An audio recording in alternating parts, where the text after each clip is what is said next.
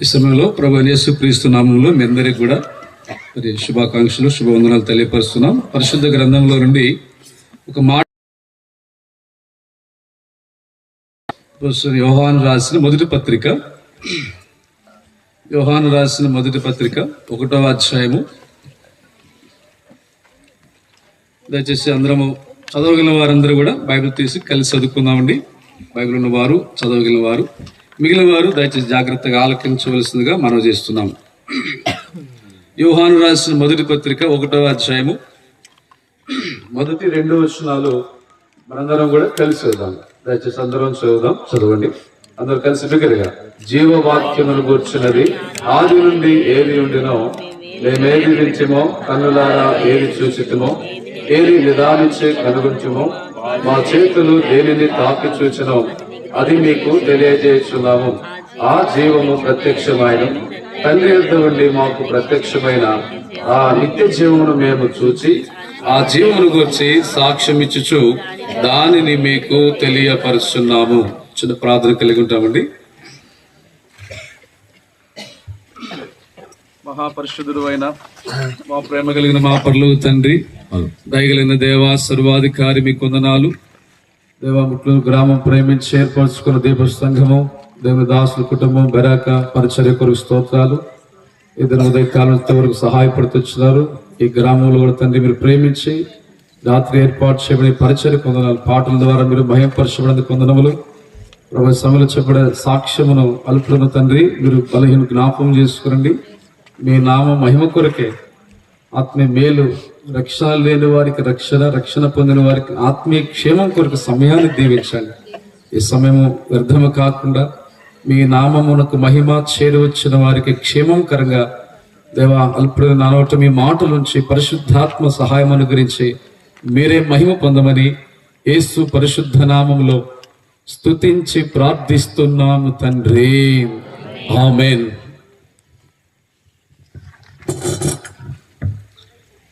ప్రభు యేసుక్రీస్తు నామంలో అందరికి కూడా శుభాభివందనములు, అందరికి వందనాలు తెలియపరుస్తున్నాం. మరి దేవుని కృపను బట్టి ఈ దినమంతటి పరిచయలో ప్రభు ఎంతో సహాయపడుతూ వచ్చినారు. ఇక్కడ మనం ఈ సాయంకాలమున దేవుని దాసు తెలియపరచలేదుగా కొంత సాక్ష్యం కలిగి ఉండాలని తెలియపరిచినారు. ఈ సాక్ష్యంలో మరి చదువుకున్న లేఖనాలు మనం చదువుకున్నామండి. అది జీవవాక్కు నుంచి ఏదైతే వింటిమో మరి అపోస్తలుడైన యోహాను గారు అంటున్నాను, మా కనులు ఏవైతే చూసినో, మేము ఏదైతే చెవులారా విన్నామో, మరి మా చేతులు వేటిని తడివి చూసినో వాటిని గురించి మేము సాక్ష్యం ఇస్తున్నాము.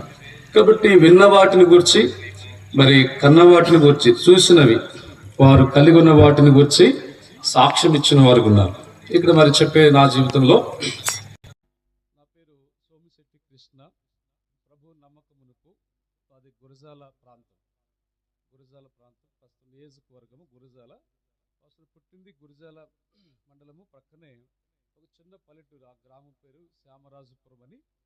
కృష్ణ మనం నీటి సాగరు కుడివైపు కాలువ వచ్చి బొగ్గ డ్యామ్ అంటారు అయ్యారు, మంచికల్లు డ్యామ్ అని. మంచికల్లు తర్వాత శ్యామరాజపురం చిన్న గ్రామం. అయితే మరి పుట్టింది ఒక హైందవ కుటుంబంలో. యేసుప్రభు అంటే మా తాతగారు వాళ్ళకు తెలియదు, మా నాన్నగారికి కూడా తెలియదు, నాకు కూడా మాకు ప్రభు అంటే తెలియదు. మేము ఒక హైందవ కుటుంబంలో, మరి నాయుళ్ళ కుటుంబంలో, కాపుల కుటుంబం అంటారు హైందవ కుటుంబం. ఎందుకు ఈ మాట చెప్తున్నామంటే చాలామందికి యేసు ప్రభు అంటే వాళ్ళు కొన్ని సందర్భాలు అంటారు, ఇదిగో మీ వాళ్ళు వచ్చారు, మీ వాళ్ళు, లేకపోతే పలానా అన్నట్లుగా యేసు ప్రభు అంటే పలానా ఊరు బయట వాళ్ళ దేవుడని, కొంతమందికి అమెరికా వాళ్ళ దేవుడని, కొంతమంది తెల్లవాళ్ళ దేవుడని అంటూ ఉంటారు. వాస్తవానికి ఊరు బయట వాళ్ళు కాదు, ఊళ్ళో వాళ్ళకి కాదు, తెల్లవాళ్ళకి కాదు, నల్లవాళ్ళకి కాదు, చామన ఛాయ ఎర్రగొండలకి కాదండి. యేసుక్రీస్తు అందరికీ దేవుడు.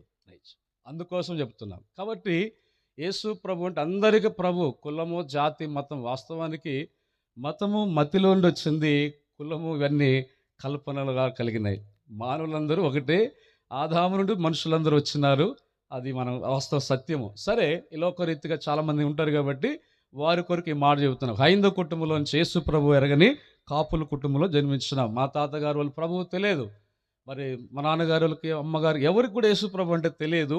అయితే కొద్ది నిమిషాలు కాబట్టి మేము కొద్ది నిమిషాలు సాక్షి, ఎలా రక్షణ పొందిన మాత్రం కొన్ని నిమిషాలు మాత్రం పంచుకుంటాం. అయితే 1991 ఆ ప్రాంతంలో గురజాలకు వచ్చినాం. శ్యామరాజపురం గ్రామంలో పుట్టి పెరిగింది. మా తాతగారు వాళ్ళు రైతు కుటుంబంలో, నాన్నగారు కూడా వ్యవసాయం చేసేవాళ్ళు. రైతు కుటుంబంలో అయితే ఎలాంటి పరిస్థితి అంటే, ఒకప్పుడు ప్రభువుని నమ్మకం ముందు ఎలా ఉన్నాం, ప్రభువుని నమ్మిన తర్వాత ఎలాగా, ఈ 2 మాటలే చెప్తాను. రక్షణ సాక్ష్యం మాత్రమే. అయితే ప్రభువుని నమ్మకం మునుపు చాలా పేద కుటుంబం. ఎంత పేద కుటుంబం అంటే మీకు ఒక మాటలో అర్థం కావాలి.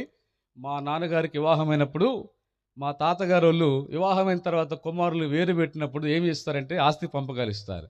మా తాతగారు ఏం చేస్తారంటే, మా నాన్నగారు పెద్ద కుమారుడు వాళ్ళ ఇంటిలో. అలాగే మా అమ్మగారు కూడా వాళ్ళ తల్లిదండ్రుల ఇంట్లో పెద్ద కుమార్తె. ఇక్కడ వివాహమైన తర్వాత పెద్ద కోడలుగా ఉంది. మా నాన్నగారు పెద్ద కుమారుడు. మా బాబాయిలు ఉండారు, అంటే అన్నదమ్ములు వాళ్ళు. అయితే ఒక మంచి పేరు ఉండేది. ఏ విషయం అంటే భౌతికంగా చక్కని రైతు కుటుంబం, వ్యవసాయం చేస్తే కష్టపడి అమ్మ నాన్నకి లోకరీత్యా మంచి పేరు ఉండేది. మరి ఎంత పేద కుటుంబం అని అంటే అర్థమనంటే, భౌతికంగా ఆ దినాల్లో వివాహం చేసిన తర్వాత మా తాతగారు ఆస్తి వయసులు పంపకాలు ఏం కాదు కానీ, వివాహం చేసి వారిని వేరు పెట్టిన తర్వాత మా నాన్నగారు వాళ్ళని, మా తాతగారు ఏం చేశారంటే, ఇదిగో ఇంత అప్పు వాటా ఉంది, ఇది మీ వాటా మీరు తీర్చండి అని అప్పునే భాగంగా ఇచ్చారు. కుమారులకు ఏమి ఇస్తారండి? ఆస్తి, ఐశ్వర్యం, స్థలము, పొలాలు ఇస్తారు. కానీ అప్పును భాగంగా ఇచ్చారు, అప్పు తీర్చాలని.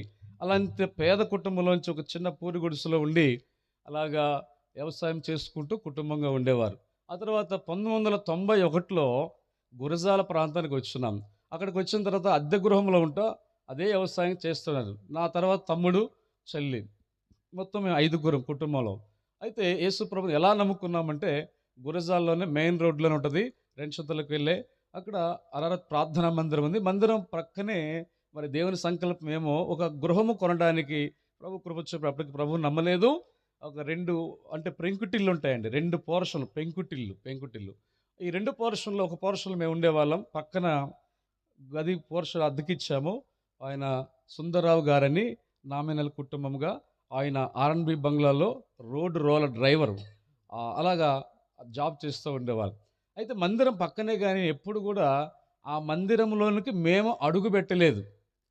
ఎప్పుడు కూడా మందిరం అంటే దాదాపు 98వ సంవత్సరం వరకు కూడా, 91లో గురజాలకు వచ్చాము. 98 వరకు కొన్ని సంవత్సరాల వరకు మా పని ఏదో మేము చదువుకుంటే, మేము చదువుకున్న స్కూల్కి వెళ్ళి చదువుకుంటూ ఉండేవాళ్ళం. నాన్న అమ్మోళ్ళు వ్యవసాయం చేసుకుంటూ పొలం పనులు చేసుకుంటూ ఉండేవాళ్ళు.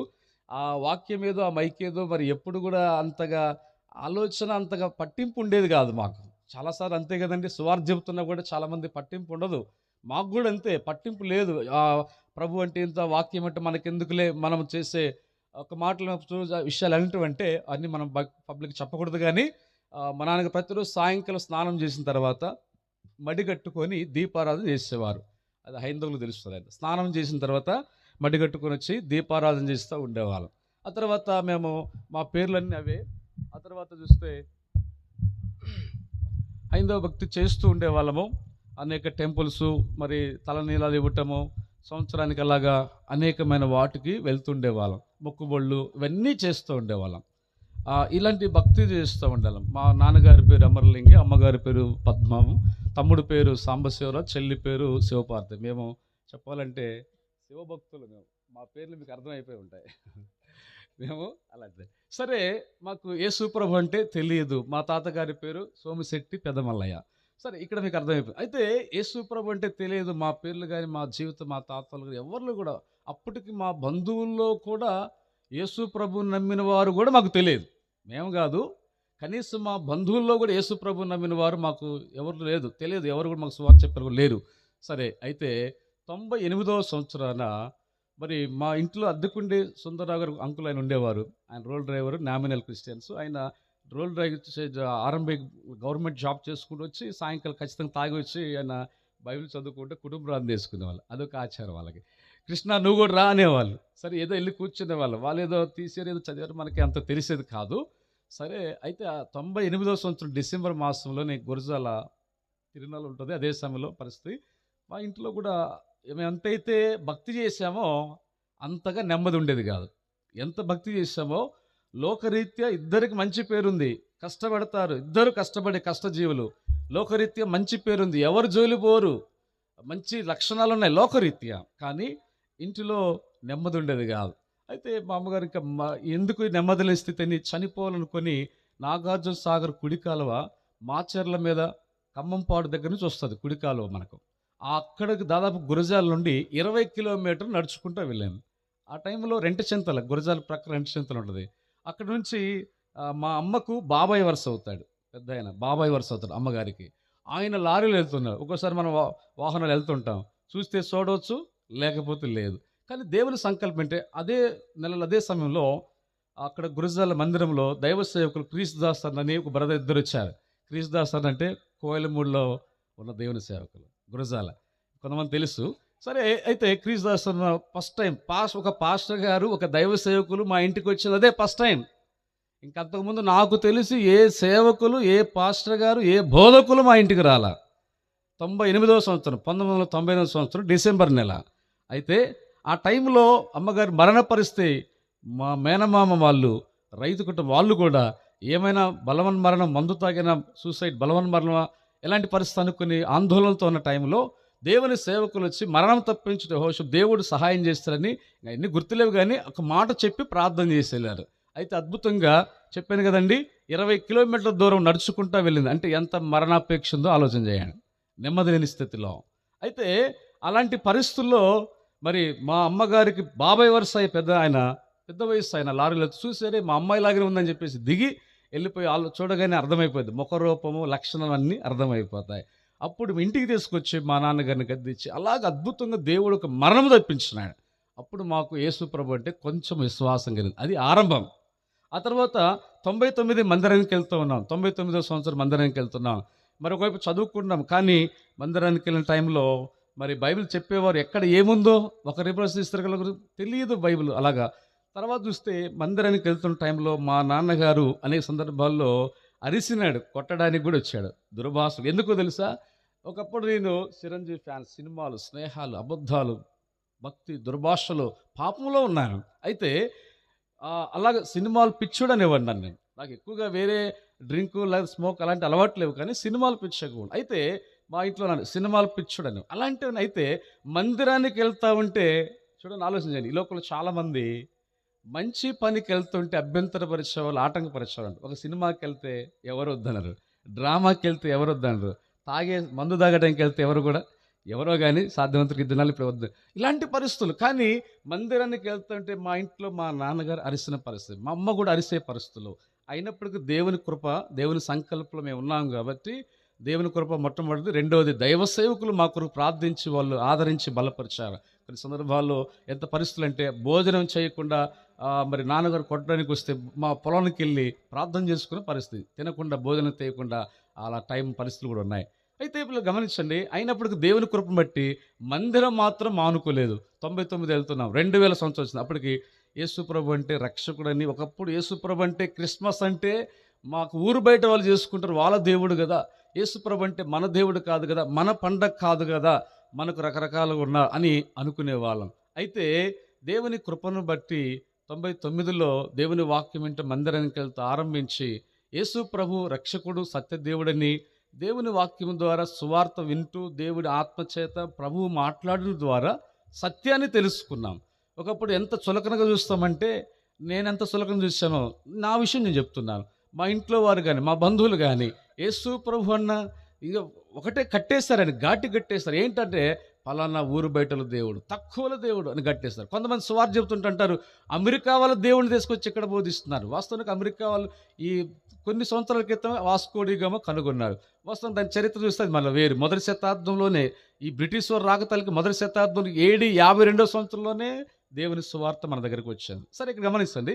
అయితే ఈ సత్యాన్ని తెలుసుకున్న తర్వాత 2000 సంవత్సరం మారు మనసు పొంది సినిమాలు, స్నేహాలు అన్నీ కూడా దేవుని కృపను బట్టి పాపాన్ని ఒప్పుకున్నాను, జీవితం మార్పు కలిగింది. అప్పటి నుంచి అవంటే కూడా అసహ్యం కలిగి అవన్నీ మార్పు చెంది ఏటికైతే పిచ్చివాడిని నా సినిమాలన్నీ కూడా దేవుడు నా జీవితంలో తీసివేశాడు. మారు మనసు అనుభవం ప్రభు ఇచ్చినాడు. 2000 సంవత్సరంలోకి వస్తే మనకి సమయం ముగించాలి కనుక 2000 సంవత్సరంలో అద్భుతంగా కొన్ని పరిస్థితులు, శ్రమల్లో, ఇబ్బంది, ఇంట్లో వాళ్ళు ఎంతో వేధించే పరిస్థితి. మందిరానికి వెళ్ళినప్పుడు దైవ సేవకులు వాళ్ళు ఇప్పటికీ గుర్తుండి వాళ్ళు ప్రార్థించేవారు. దేవుని సేవకులు ఏడ్చి మా కొరకు ఆదరించి ధైర్యపరిచేవారు. నాకున్న ఇంటిలో సమస్యలు బట్టి, తల్లిదండ్రుల ద్వారా వచ్చే ఆటంకాలు బట్టి. చాలామంది యవనస్తులు దినాలు ఎలా ఉంటారంటే, నేను చాలామంది చూస్తుంటాను, ప్రభు నమ్మిన ఇప్పుడు సేవకు వచ్చిన కాలం చాలా సంఘాల్లో కూడా తల్లిదండ్రులు మందిరానికి వెళ్ళండి వెళ్ళండి అని చెప్తూ ఉంటారు. కొంతమంది తల్లిదండ్రులకు ఆశ, వాళ్ళకి బాధ ఏంటంటే అయ్యో మా పిల్లలు రాట్లా, మందిరానికి రాట్లా అని బాధపడే తల్లిదండ్రులు ఉన్నారు, బాధపడే సేవకులు కూడా ఉన్నారు. ఎందుకంటే చాలామంది పిల్లలు రారు, మందిరానికి రారని. అయితే మా విషయంలో దేవుని కృప ఏంటంటే, నేను మందిరానికి వస్తుంటే మా తల్లిదండ్రులు వద్దనేవాళ్ళు, ఆటంకపరిచేవాళ్ళు. ఇక్కడ యవనస్తులు ఉన్నారు, జ్ఞాపం చేసుకోండి. కాబట్టి మీకు కుటుంబాల్లో చాలామంది మీకు తల్లిదండ్రులు ప్రోత్సహిస్తారు, కానీ నాకు పరిస్థితి అలాంటిది కాదు. వద్దనేవారు, ఆటంకపరిచారు. మా బంధువులు ఎగతాళి వేసేవాళ్ళు. చెప్పాను కదా, బంధువులు ఎవరు నమ్మలేదు. తర్వాత ఒక నాయనమ్మ, మా నాన్నగారి తల్లి నాయనమ్మ మాత్రమే రక్షించబడింది. ఇంకంతకుముందు అప్పుడు ఎవరు, అంతకుముందు నాయనమ్మ కూడా తెలియదు, ప్రభుని తెలుసుకోలేదు. అయితే యవనస్తులు చెప్పేది ఏంటంటే, అలాగా ప్రభు కృప దేవుని సంకల్పం ఉన్నాం కాబట్టి ఎన్ని ఆటంకాలున్నా, మా బాబాయ్ ఆయన మందిరానికి వెళ్తుంటే పలానా వాళ్ళకి వెళ్ళేవాడు, ఇంకా పదాలు అనకూడదు కానీ అట్లా ఎగతాళి చేసేవాడు మందిరానికి వెళ్తుంటే. అయితే ఏదో బువ్వ కోసం వెళ్ళేవారు, లేకపోతే పలానా వాళ్ళలో గడిచిపోయారు, వాళ్ళతో వెళ్ళారు అని ఎగతాళి చేసేవారు. అయినప్పటికీ దేవుని కృపను బట్టి అలాగే మారుమనసు రక్షణ పొందడానికి ప్రభు ఎంతో సహాయపడ్డారు. 2000 సంవత్సరంలో మారుమనసు పొంది బాప్తీసం సిద్ధపడినప్పుడు 2000 సంవత్సరం డిసెంబర్ 6న మరి బాప్తీసం సాక్ష్యం ఇవ్వడానికి ప్రభు సహాయం చేశాడు. 2000 సంవత్సరం డిసెంబర్ 6. మొన్ననే మేము 25 సంవత్సరాలు అయిపోయి దేవుని స్తుతిస్తూ సిల్వర్ జూబిలీ జరుపుకుంటూ వచ్చున్నాం. అంటే 25 సంవత్సరాలు కంప్లీట్ అయింది బాప్తీసం తీసుకొని, దేవుని మహాకృపను బట్టి. అయితే ఆ దినం ఇంకో విషయం కూడా చెప్పదు. అప్పుడు మరి ఇక్కడ నుంచి ముట్లో నుంచి ప్రసన్నపాల్ అంకులు కూడా గురజాలకు వచ్చారు. ఆ రోజున తిమోతి అంకులు, మహిమలోకి వెళ్ళిన ఆయన, ఖమ్మం తిమోతి అంకులు అంటారు కదా, అంకులు వాక్యం చెప్పారు. మందిర ప్రతిష్ట అదే రోజు 2000 సంవత్సరం డిసెంబర్ 6. ఆ రోజు మందిర ప్రతిష్ట, అదే రోజు బాప్తీసాల కార్యక్రమం. వాక్యమేమో దైవం తిమోతి అంకులు వాక్యం చెప్పారు. అయితే నీళ్ళవి తెక్కకుండా మరి ప్రసన్నపాల్ అంకులే నాకు బాప్తీసం ఇచ్చింది 2000 సంవత్సరం డిసెంబర్ 6 అంకులు. కాబట్టి కొంత అంకులతో కూడా ప్రభు కృపణ ఆత్మ సంబంధం ఉంది, మంచిది. అయితే దేవుని కృపను బట్టి 2000లో రక్షణ పొంది బాప్తీసం సాక్షులు ప్రభు సహాయపడుతూ వచ్చినాడు. ఆ తర్వాత 2001 నుంచి మరి చదువుకుంటే ఇంటర్మీడియట్ చదువుతున్న మార్చల్ ఎస్కేబేర్ కాలేజీ, ఇలా చదువుకున్న టైంలో ఇంట్లో ఆశ ఏంటంటే, ఒక ఆశ, మా తల్లిదండ్రులు ఎట్టా రక్షణ పొందారు అంటే, దేవుడు నా ఆశ ఏంటంటే, అయ్యో నేను ఒక్కని రక్షణ పొందాను. మరి ఇంట్లో తల్లిదండ్రులు, తమ్ముడు, చెల్లి ఎవరు రక్షణ పొందలా. మరి వారు రక్షణ పొందకపోతే పరలోకం ఉండదు కదా, నరకమే కదా అనే హృదయంలో బాధ, వేదన ఉండేది. దేవుని కృపను బట్టి దైవ సేవకులు భారముతో ప్రార్థించేవారు. అలాగా ఆ సంవత్సరం వాగ్దానము, నీ నమ్మిక చొప్పున, మత్తయి సువార్త 9:29, నీ నమ్మిక చొప్పున నీకు కలుగునుగాక వాగ్దానం. అంటే ఆశ ఏంటంటే కుటుంబం రక్షణ పొందాలి. చాలామంది ఒక్కరు రక్షణ పొందుతారు, వాళ్ళు భార్య కావచ్చు, భర్త కావచ్చు, లేదా పిల్లలు కావచ్చు. మా కుటుంబంలో దేవుడు మొట్టమొదటి రక్షించి ఒక్కరిని రక్షించబడినా. అయితే నా ఆశ ఏంటంటే తల్లిదండ్రులు రక్షణ పొందాలి, తమ్ముడు చెల్లి రక్షణ పొందాలి. అయితే ప్రార్థన చేస్తున్నాం, దేవుని కృపను బట్టి వారు కూడా దేవుని తెలుసుకొని, నాన్న స్మోక్ చేసేవారు, అలాంటి పరిస్థితి, మరి దేవుని ఎరగని పరిస్థితి. అయితే ఆయన కూడా మందిరానికి, నాన్న కూడా రావడం, మందిరానికి రావడము. తర్వాత దేవుడు చిన్నగా వాళ్ళలో కూడా కార్యం చేశారు. తమ్ముడు, నాన్న, అమ్మ, తమ్ముడు, చెల్లి వారు కూడా మందిరానికి రావడం ఆరంభించారు. అలాగ దేవుని కృపను బట్టి కుటుంబంలో 5గురు రక్షణ పొందారు. అందరూ రక్షణ పొందారు దేవుని మహాకృపను బట్టి. వద్దు అని అరిసే నాన్న కానీ అమ్మ కానీ వాళ్ళు కూడా ప్రభువులోకి వచ్చారు. తమ్ముడు, చెల్లి అందరూ బాప్తీసం పొందారు. అక్కడ దేవుని సేవకులు అనేవాళ్ళు మరి మాథ్యూ, తర్వాత పేరు మారింది, అప్పుడు కృష్ణ, తర్వాత మాథ్యూస్ అని మారింది. మాథ్యూ, మీ కుటుంబము గురజాల మందిరంలో, అక్కడ అంతా ఏరియా హిందూస్ ఏరియా ఉంటుందండి. రెడ్డిస్, చౌదరీస్, నాయుళ్ళు అందరూ ఉంటారు. అది ఉన్న మందిరమే హైందవ ప్రాంతంలో ఉంటుంది. ఆ మందిరంలో దాదాపు 98% హైందవులు ఉంటారు, 1-2% మరి అలా క్రైస్తవులు ఉంటారు. అయితే అలాంటి పరిస్థితుల్లో దైవ సేవకులు ఏమనంటే, మాథ్యూ, మీ కుటుంబం ఒక కుటుంబం అందరూ రక్షించబడ్డారు అంటే 5గురు మేము కుటుంబంలో 5గురు రక్షించబడ్డారని దేవుని సేవకులు ప్రభుని స్తుతించి అలా తెలియపరిచేవారు. కాబట్టి ఈ రీతిగా ప్రభువుని నమ్ముకున్నాము, కుటుంబం అంతా కూడా దేవునిలోనికి రావడానికి, రక్షణ పొందడానికి ప్రభు ఎంతో సహాయపడుతూ వచ్చారు. అయితే ఆ తర్వాత మరి చదువుకుంటా దేవుని యొక్క పరిచర్యకి వెళ్ళాలి. ఎలాగంటే దేవుని కృపను చెప్పగలమండి. దేవుని సేవకులు ఏది చెబితే అది, మందిరంలో ఏ పనైనా సరే తగ్గించుకొని, బాత్రూమ్ కానీ బట్టలు కడ, అలాగే ఏ పరిస్థితులైనా సరే. కొన్ని సందర్భం మా అమ్మ నాన్న వారు ఈ మందిరానికి వెళ్తూ వాళ్ళకేదో పని మనిషిలాగా ఉండేవాడు, పని చేస్తున్నాడు, వాళ్ళకి దాసులు ఒక పని మనిషిలాగా అనేవారు. అంటే మేము దేవుని అంటే ప్రేమ అంతా, దేవుని సేవకులు అంటే తునీకరించ కాదు. ఇప్పటికీ ఆ దైవ సేవకులతో మాకు సహవాసం ఉంది, ఆత్మీయ సహవాసం. ఎందుకు చెబుతున్నా, దేవుని మహిమ కొరకు చెబుతున్నాను. కాబట్టి ఇప్పటికి కూడా అలాంటి దైవికమైన సంబంధం, సహవాసం మాకుంది దైవ సేవకులతో. దేవుని సేవకులు ఏ పని చెప్పినా మా ఇంట్లో వాళ్ళు ఆటంకపరిచినా కానీ దేవుని అంట్లో పని చేయటము. ఆ దినాల్లో వాహనాలు లేవు కదా, నడుచుకుంటా లేదా సైకిల్ ఉండేది. నీళ్లు మోసుకురావడం, కొట్టడం, మందిరంలో పని చేయడం, కూరలు ఇవన్నీ కూడా పరిచర్య చేయడానికి కూడా దేవుడు ఎంతో సహాయపడుతూ వచ్చాడు. తగ్గించుకుని దేవునింట్లో వాస్తవానికి దేవుని సేవకు రావడానికి నాకు ఏ అర్హత లేదు. అయితే దేవుని ఇంట్లో తగ్గించుకొని పరిచర్య చేస్తుంటే, దేవుని పని చేస్తుంటే నీ మాట చెప్పి ముగిస్తాను. దేవుని సేవకు ఎలా వచ్చినామంటే ఆ టైంలో మరి 2004 టైంలో అప్పటికే దేవ సహాయకులు గుంటూరు నుంచి, అప్పటికి ఆయన అంకుల్ ఇక్కడ లేరు, హైదరాబాద్ ఉన్నారు. అయితే గురజాలకు వచ్చేవాళ్ళు దేవ సహాయకులు, గుంటూరులో సేవ, సీఎంలో సేవ చేస్తున్న అంకులు. ఆయన వచ్చినప్పుడు అక్కడ క్రీజ్ దాస్తానని చెప్పేవాళ్ళు. లేకపోతే అంకులకి బాత్రూంలో వాటర్ పెట్టడం. అప్పుడు దగ్గర పెద్ద వయసు కాబట్టి కొంచెం వీపృద్ధం అనేవాడు. అలాగే మనం తగ్గించుకొని ఆయన పరిచయం చేసేవాళ్ళం.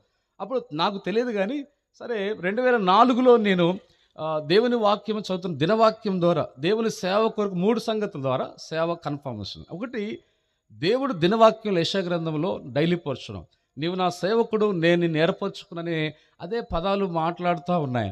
ఒకటి. రెండవది 2004 సంవత్సరం జనవరికి వాగ్దానమైన ద్వితీయోపదేశకాండంలో యెహోషువతో చెప్తాడు, నీవు ఇశ్రాయేలును కనాను దేశంలో తోడుకొని పోవాలి, వారితో ప్రమాణపూర్వకం చేసిన ఆ దేశానికి నువ్వు ఇశ్రాయేలును తోడుకొని పోవాలని.